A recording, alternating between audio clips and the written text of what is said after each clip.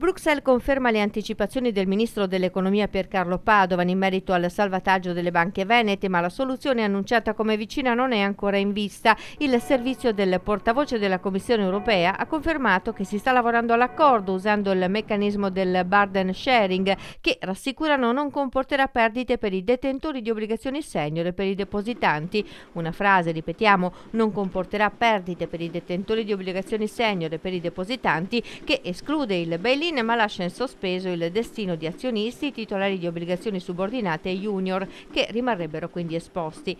Riguardo alla situazione della Banca Popolare di Vicenza e di Veneto Banca, dice testualmente la nota del portavoce, la Commissione europea, il meccanismo di vigilanza unica bancaria e le autorità italiane stanno lavorando fianco a fianco al fine di raggiungere una soluzione per le due banche in linea con le regole della UE, senza un bail-in che coinvolga gli obbligazionisti privilegiati. I depositanti, conclude la nota di Bruxelles, saranno pienamente tutelati in ogni caso. Si attendono quindi gli esiti dei consigli di amministrazione dei due istituti e si lavora ad un accordo perché ancora una volta siano le banche sane a salvare quelle in crisi.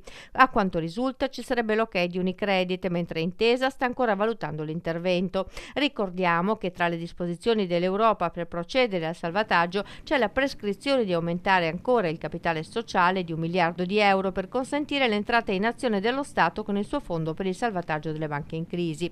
L'attesa è quindi tutta proiettata a queste decisioni, da cui dipendono molte cose urgenti. Il prossimo 21 giugno scade un titolo subordinato emesso da Veneto Banca e il CDA deve decidere se rimborsarlo o meno, una decisione difficile in un quadro ancora avvolto da troppe incertezze.